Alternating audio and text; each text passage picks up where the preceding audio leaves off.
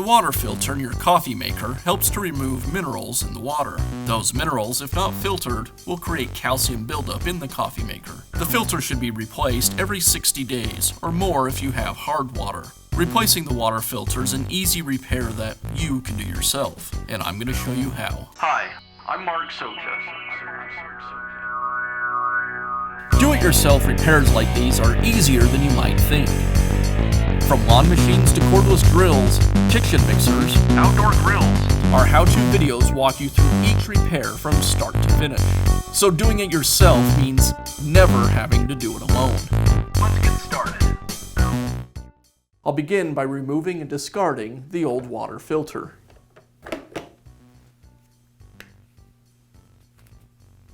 Now install the new water filter into the holder and secure the door. This assembly now needs to be run under cold water for at least 10 seconds and then allow all the water to drain out of it before reinstalling into the coffee maker. Now that I've rinsed the filter, I can reinstall it into the coffee maker.